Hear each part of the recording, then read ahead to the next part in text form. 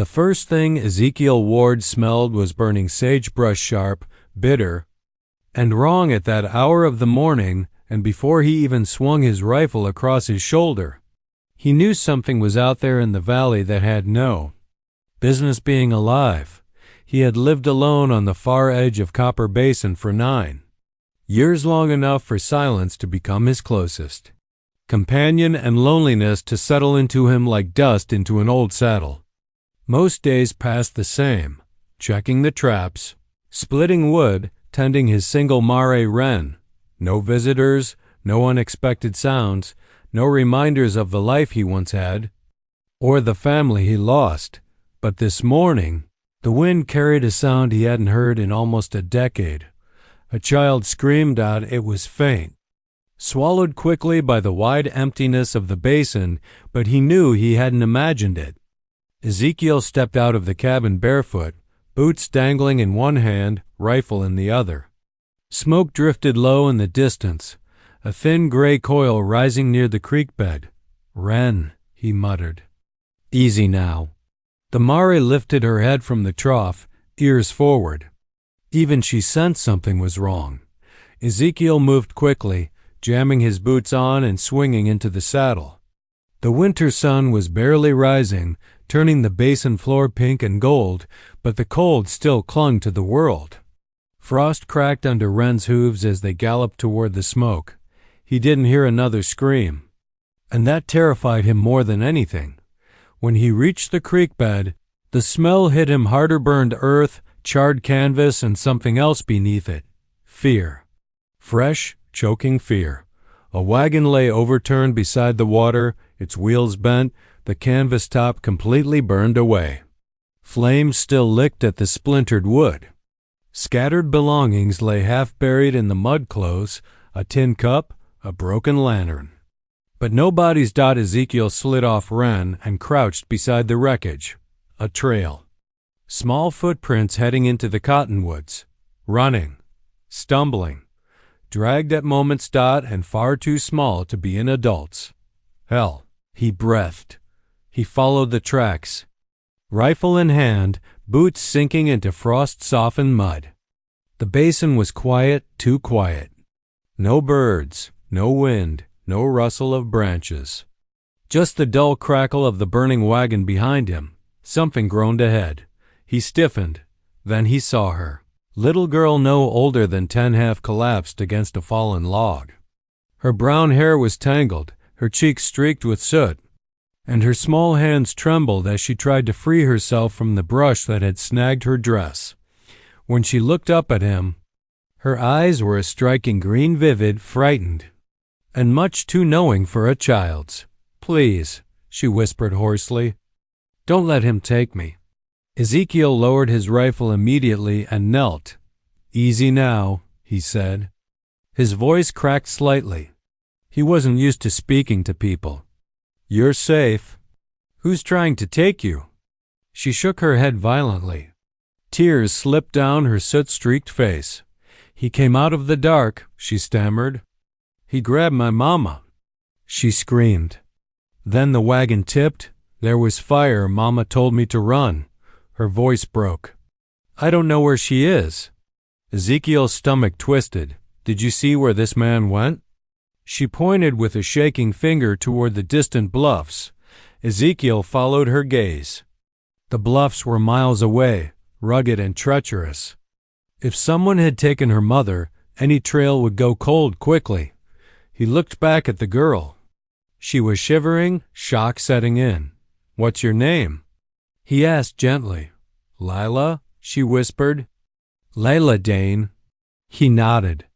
"All right, Lila, I'm Ezekiel Ward. You're hurt?" She shook her head stubbornly. It was a lie. Her ankle was swollen badly. He shrugged off his coat and wrapped it around her shoulders.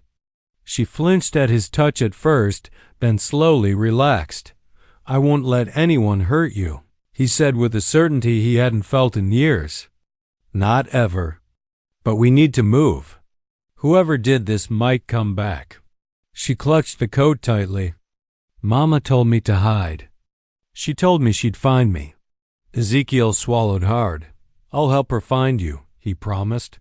Whether he could keep that promise, he didn't know, but he would die trying. He lifted Lila carefully into his arms and carried her back to Ren.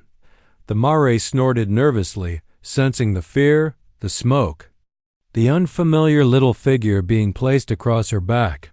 Easy, girl, Ezekiel murmured. We've got a guest.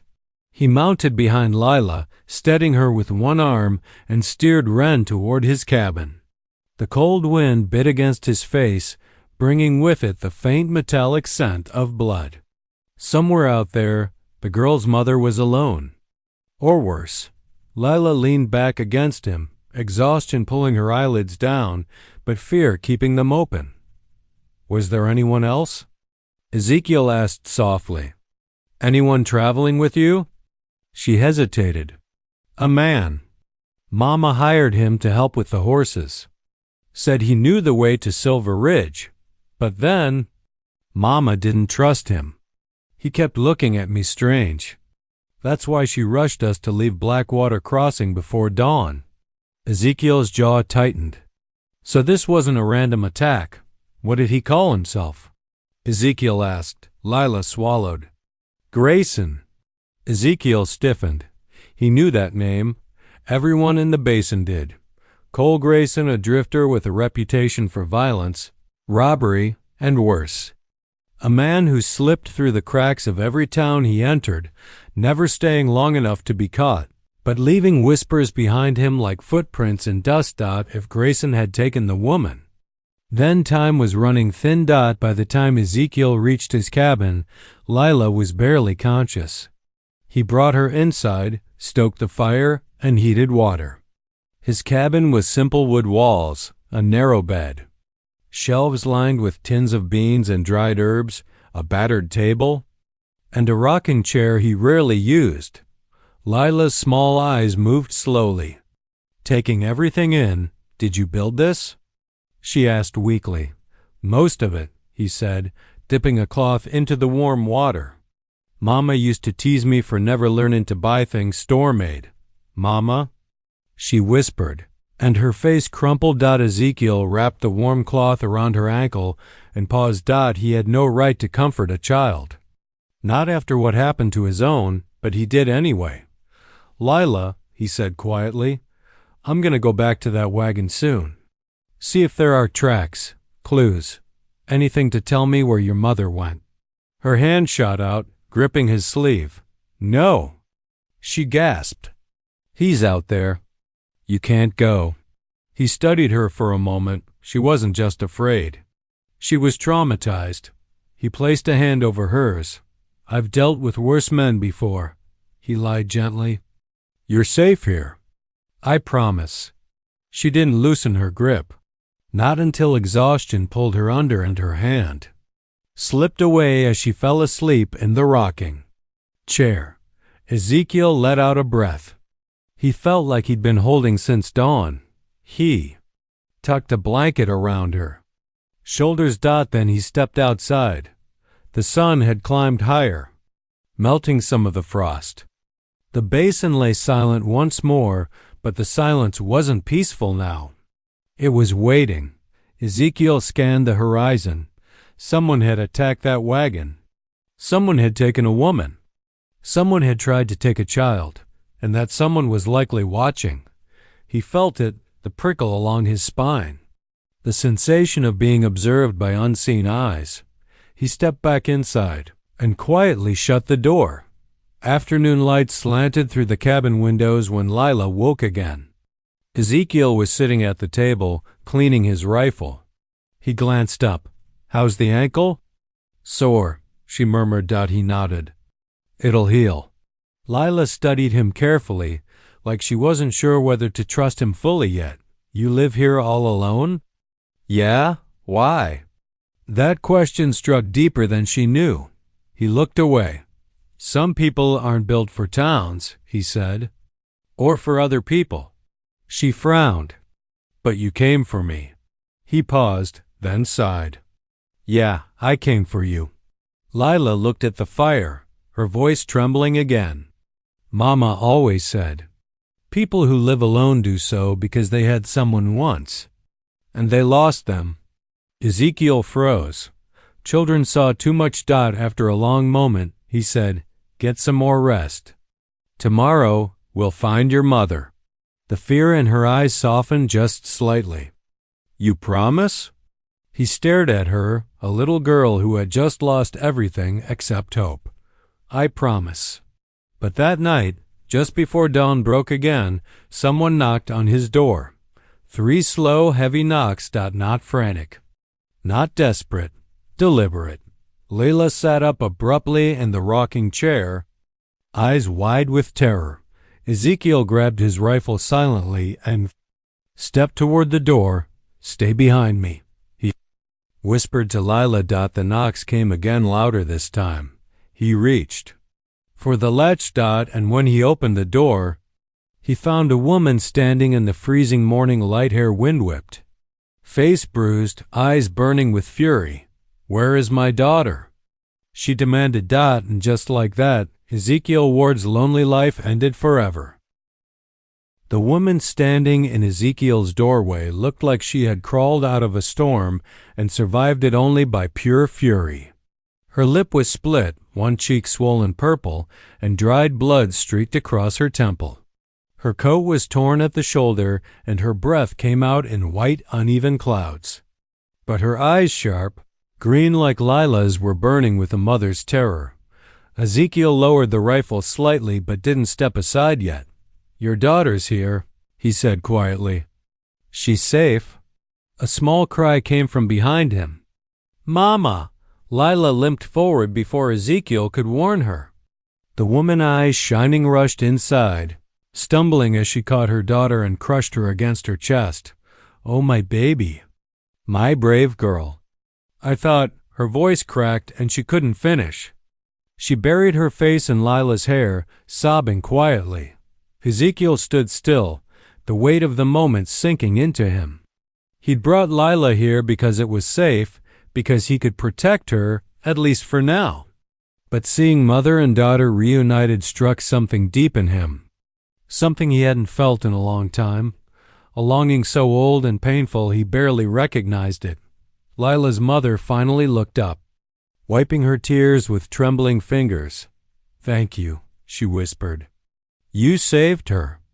If she had been alone out there, if Cole had found her first, her breath caught. She cupped Lila's face and kissed her forehead. Ezekiel cleared his throat. "Come in fully. Warm yourself. You're half frozen." She nodded, stepping inside. Ezekiel shut the door firmly and checked the bolt. Only then did the woman seem to notice her surroundings. The cabin wasn't large, just a bed pushed into the corner, a table made from old oak planks, a stove, and a rocking chair. But it was warm, the fire crackling gently, casting a soft amber glow across the wooden floor. Lila clung to her mother's arm. "Mama, your head. Did he hurt you?" Her mother touched the bruise lightly and winced. "It's nothing I can't get through. I just needed to find you." Ezekiel pulled a stool out for her. "Sit. You look like you've been through hell." The woman sank onto it. Lila stayed pressed against her side. "I'm Nora Dane," she said finally, voice low but steady. "And you must be Ezekiel Ward. Lila told me your name." Ezekiel nodded. "Just Ezekiel's fine." Nora glanced toward the window as if afraid Cole might appear at any moment. "He's close." "I know he is." Ezekiel stiffened. "Did he follow you here?" "I don't know," she admitted. "I ran through the night, took every turn I could find, hid whenever I heard anything. But Cole knows these lands better than I do. If he wants to track someone, he will." Lila shuddered violently. Nora pulled her closer, rubbing her back. "He's not getting near her," Ezekiel said with quiet firmness. "Not while she's under my roof." Nora looked at him with a kind of raw gratitude. "Why are you helping us? You don't even know us." Ezekiel didn't have an answer he felt like sharing. The real reason was buried in the shadows of his past, a past he'd locked away. But when he looked at Lila, tiny, bruised, terrified, he saw someone else for a heartbeat. A face he had not allowed himself to think of in years. He only said, "Because someone's gotta." Lila managed a small smile at that. It was the first time he'd seen hope touch her expression. Nora shifted carefully. Cole wanted Lila. I could see it in his face from the moment he joined us. He watched her like she was something he owned. I felt it. I tried to ignore it because we were stuck between towns, and he was the only one willing to guide us for cheap. She swallowed hard. Then yesterday morning he cornered me. Said he could take better care of her than a widowed mother could. I shoved him and shouted. That's when he grabbed me. I hit him with a lantern. He lost his grip and the wagon tipped over. The fire started immediately. I yelled at Lila to run. Her voice broke. I stayed behind to draw him away. He chased me into the canyon. I got lucky he fell briefly. I kept running until I couldn't feel my legs. Ezekiel listened without interrupting. Lila clung tighter with each detail. He's dangerous, Nora said. More dangerous than I understood. And he won't stop. Ezekiel's jaw tightened. He'd seen Cole Grayson's handiwork before. The man didn't just hurt people. He hunted them. He stood abruptly, checking his rifle again. We won't wait for him to come knocking, he said. I'll find him before he finds you. No. Nora shot up, grabbing his arm. You don't know what he's capable of. Ezekiel looked at her, eyes steady. And you don't know what I'm capable of. For a moment, neither spoke. Lila's eyes shifted between them. Fear and trust tangled together. Nora finally released his arm slowly. Just be careful. He nodded slightly, but before he could move toward the door, Lila limped toward him. You can't go, she said softly. If you get hurt, Mama and I will be alone again. Ezekiel went still. Something inside him cracked in a way he wasn't prepared for. He knelt to look her in the eyes. Lila, I'm not going to die out there. I promise you that. You don't know that. Maybe not, he admitted. But I survived 9 years out here on my own. Cole's dangerous, sure, but he's not unbeatable. Lila didn't look convinced, but she nodded. Nora pulled her back gently. Sweetheart, Ezekiel's trying to help us. But I don't want someone else to get hurt because of me, Lila whispered. Ezekiel swallowed hard. Children and guilt, they always found a path straight into a man's chest. He reached out and tousled her hair lightly. I'm not doing this because of you. I'm doing it because a man like Cole shouldn't be breathing the same air as decent people. Nora looked at him, something unspoken flickering behind her eyes. He grabbed his coat, slung the rifle over his shoulder, and opened the door. What he didn't expect was what came next. Bullets slammed into the doorframe inches above his head. Nora screamed and dragged Lila to the floor. Ezekiel dove back inside, slamming the door shut and bolting it. The echo of the gunshot rolled across the basin like distant thunder. Lila clung to her mother, shaking violently. Nora pressed her hand over the girl's head protectively. Ezekiel crouched by the window, carefully tugging the curtain aside by a hair's width. His heart dropped. A lone figure stood on the ridge, framed against the pale morning sky, tall, lean, rifle slung casually over one shoulder, even from the distance. Ezekiel recognized the way he carried himself. Cole, Grayson, hunting, waiting, watching. He didn't fire again, but that was the worst part. Cole was playing with them. Nora's breathing turned ragged. He found us. Ezekiel, he found us. Ezekiel's voice was low, steady. He won't get past me. He already shot at you. Missed on purpose, Ezekiel said. He's trying to scare us. Or lure me out. Nora's hands tightened around Lila. What are we going to do? Ezekiel drew a long breath. We're going to stay low. Stay quiet. And wait until dark. Lila's voice was small, trembling. Dark? Why? Because Cole expects us to panic, Ezekiel replied. He expects us to run. But we won't give him what he wants. His gaze hardened. When night comes, I'll circle the ridge, get behind him, and end this. Nora looked at him sharply. End it? Yes, she didn't argue. The hours crawled. Cole didn't move from the ridge, just stood there, a dark silhouette against the sky, patient as death itself. Lila eventually fell asleep in her mother's lap, exhaustion winning the battle against fear. Nora whispered, You shouldn't do this alone.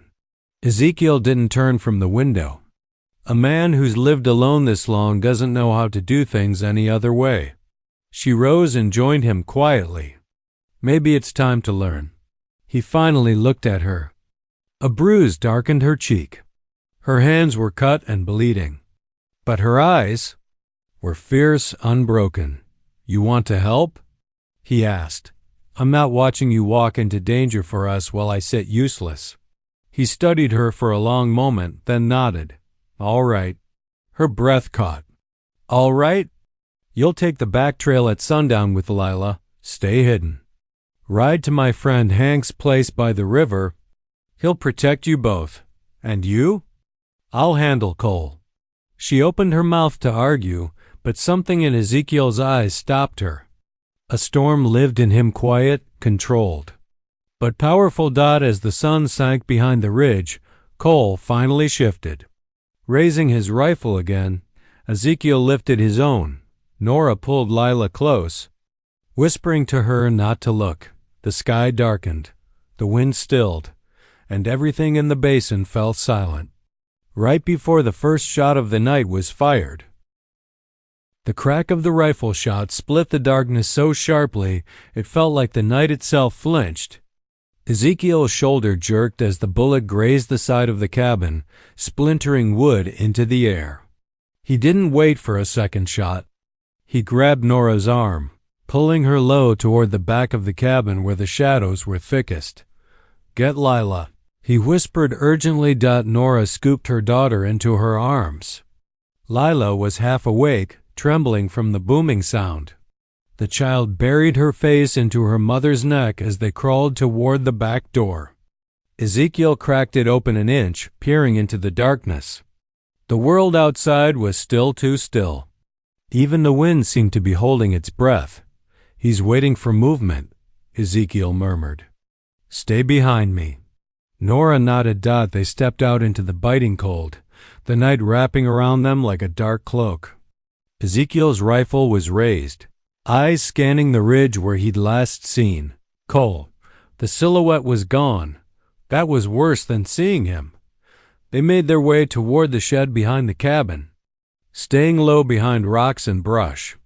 Inside, Ezekiel's horse and aging but loyal roan stamped anxiously. Nora touched his arm. You'll need her if you're going after him.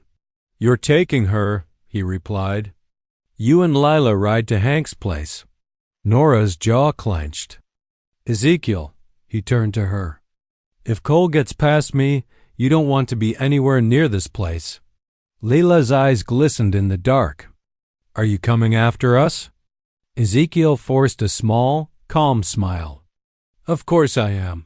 He wasn't sure it was true, but he wasn't about to scare the girl any more than she already was. Nora mounted first, pulling Lila up in front of her. The child clung to the saddle horn, looking back at Ezekiel like she was memorizing his face. I'll buy you time, he whispered. Nora hesitated, her hand tightening around Lila. Don't do anything reckless. Reckless is the only language Cole speaks, Ezekiel muttered. He slapped the mare's flank lightly. The horse took off down the back trail, hooves thundering softly in the frozen dirt as mother and daughter disappeared between the trees. Ezekiel turned toward the ridge again. The darkness answered with silence. He steadied his breath. Then he moved. He circled wide around the cabin, staying in the shadows, every sense alive.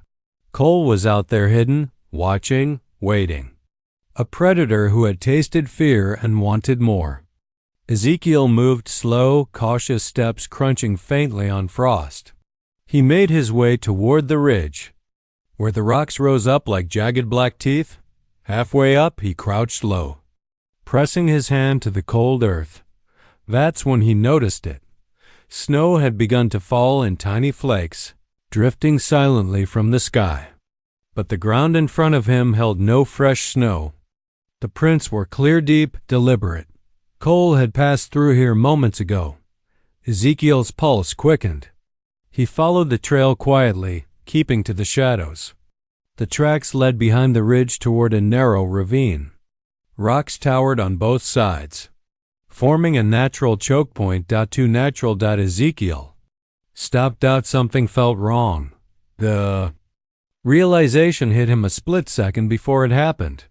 Rifle barrel pressed cold and hard against the back of his neck. Drop it. Cole's voice rasped in the darkness. Ezekiel froze. Cole's breath was calm, controlled, like he was enjoying this. Slowly, Ezekiel let his rifle slip from his fingers and fall into the snow with a muffled thud. Cole chuckled low. Thought you were hunting me? You ain't near as quiet as you think. Ezekiel didn't respond. Cole stepped around him, gun still aimed, his face pale in the moonlight. His eyes held that familiar cruelty and emptiness that liked to pretend it was purpose. You took something that belonged to me. Cole snarled. Ezekiel lifted an eyebrow. A child isn't something you own. Cole's lips twitched. She needs me more than she needs that woman. I could have made her strong, taught her loyalty. You don't know the meaning of the word.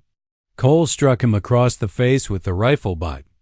Ezekiel stumbled back, tasting blood but refusing to fall. You're gonna tell me where they went? Cole hissed. Not a chance. Cole stepped closer, pressing the barrel into Ezekiel's ribs. You think one man stands between me and what's mine? You think I won't tear apart this whole valley until I find them? Ezekiel's eyes hardened. That's exactly why I'm going to stop you. Cole smirked. Bold words from a man staring down his death. He cocked the hammer, but in that split second, Ezekiel moved. He swung his arm up, knocking the rifle sideways. The shot exploded into the air, echoing like a lightning crack. Ezekiel lunged forward, crashing into Cole, sending both of them tumbling into the snow. Cole snarled and swung at Ezekiel's face, connecting with a brutal punch. Ezekiel grunted, grabbed a handful of Cole's coat, and slammed his head against the frozen ground. Cole twisted, kicking Ezekiel hard in the ribs. Ezekiel fell back, breath knocked from his lungs. Cole scrambled for the rifle, fingers brushing the barrel. Ezekiel threw himself forward, tackling Cole again, the two rolling dangerously close to the edge of the ravine. Snow crumbled beneath them, revealing the steep drop just beyond. Cole landed a knee into Ezekiel's stomach and scrambled on top of him, hands wrapping around his throat. Ezekiel clawed at his wrists. The world blurred around the edges. Cole's face twisted with triumph. You ain't savin' nobody, Cole growled. You're dying alone out here, just like you should have years ago. Ezekiel stopped struggling. For a moment, Cole looked confused.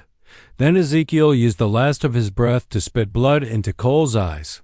Cole jerked back instinctively, and Ezekiel drove his knee upward, slamming into Cole's side. Cole howled, rolling away in pain. Ezekiel gasped desperately for air, coughing as he staggered to his feet. Cole crawled toward the rifle. Ezekiel lunged. He grabbed the barrel, just as Cole grabbed the stock. They wrestled for control. Strength against strength, hatred against resolve. The rifle twisted in their hands. A shot rang out. Both men froze. Cole's eyes widened in shock. Slowly, he glanced down. Blood began to spread across his shirt, darkening the fabric. You? Cole whispered, stumbling backward. You shot me. Ezekiel didn't answer. His hands still gripped the rifle, chest heaving.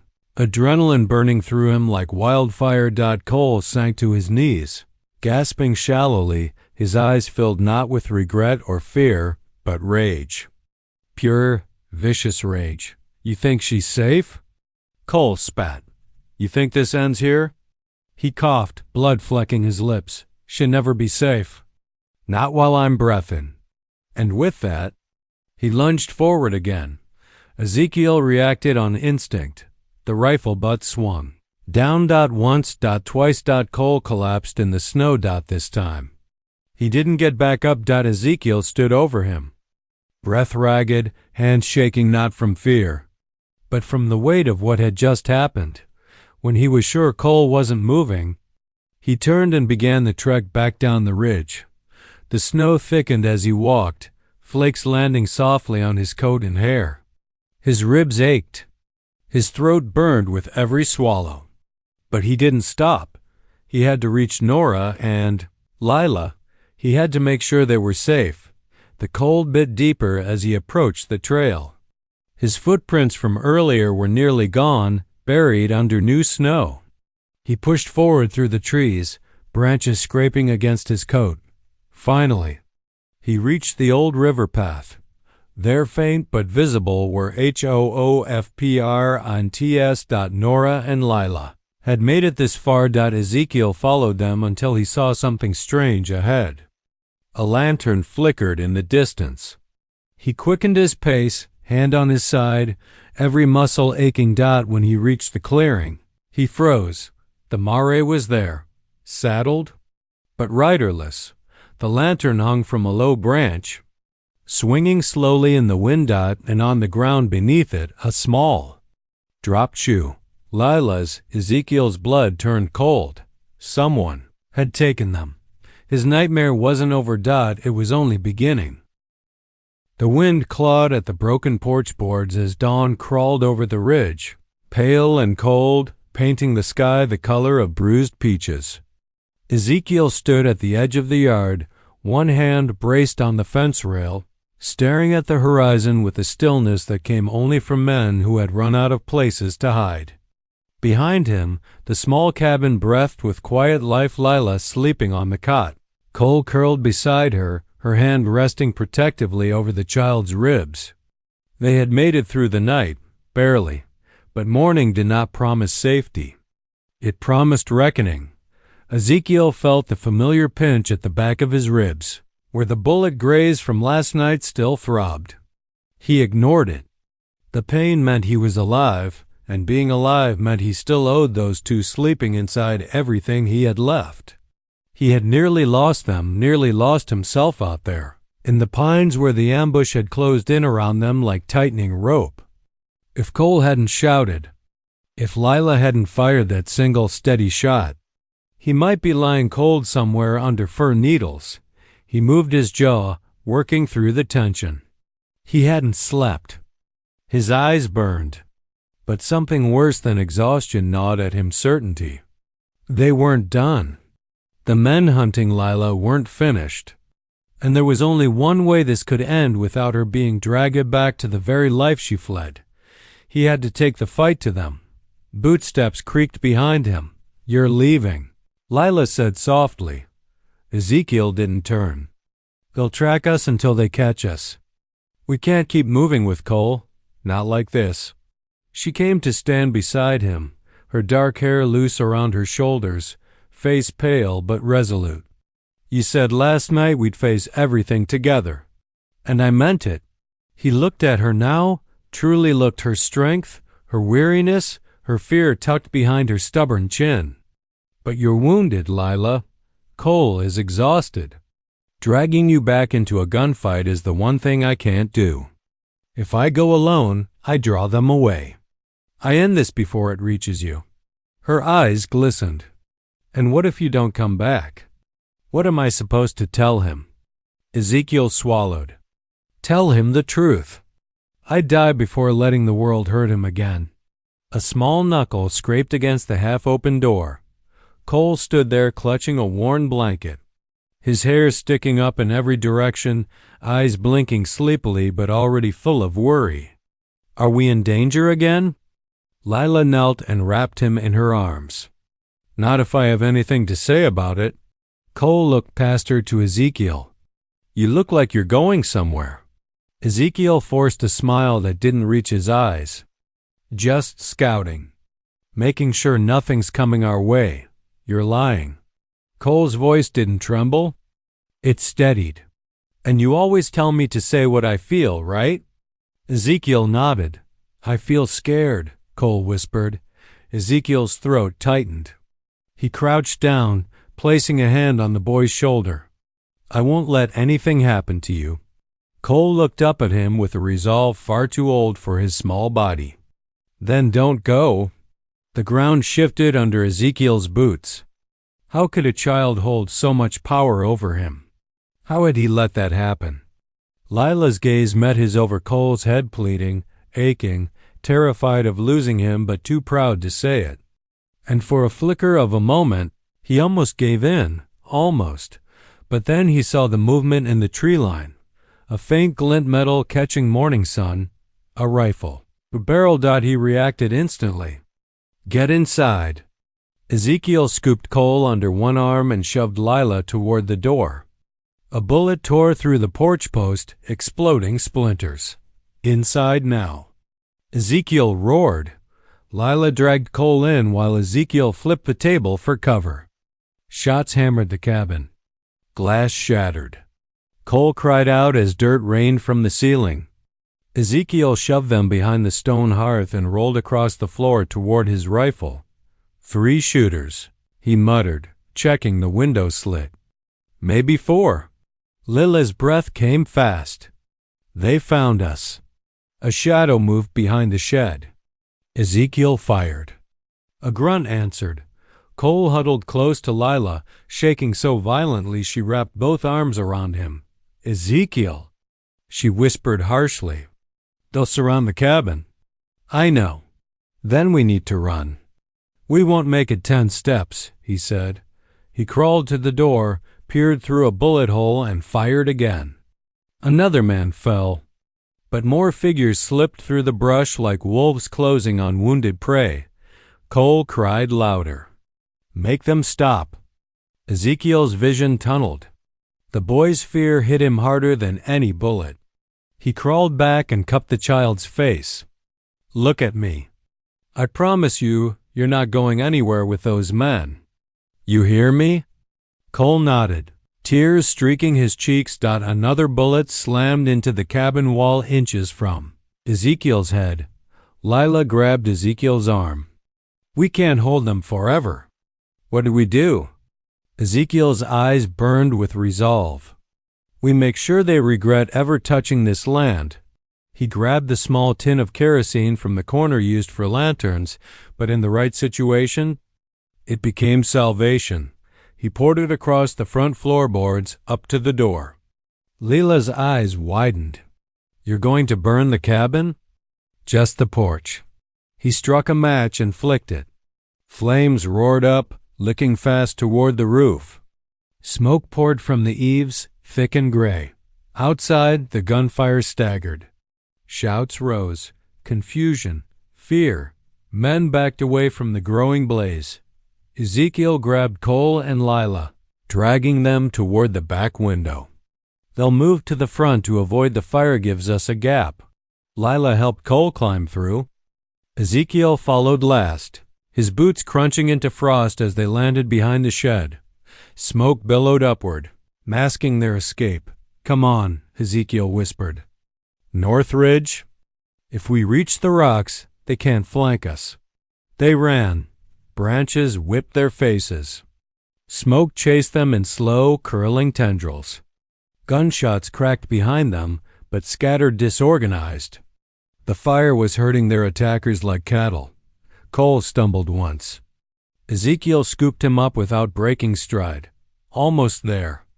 Lila gasped. They reached the boulders just as 3 men burst from the smoke-choked clearing below. Ezekiel set Cole behind a rock and pushed Lila down with him. Stay low. He stepped out. Not running. Not hiding. Just standing, rifle raised, shoulders squared. Jaw locked. The first man aimed. Ezekiel fired. The man dropped. The second rushed forward, screaming curses. Ezekiel's next shot tore him backward. The third hesitated, panic flashing through his eyes.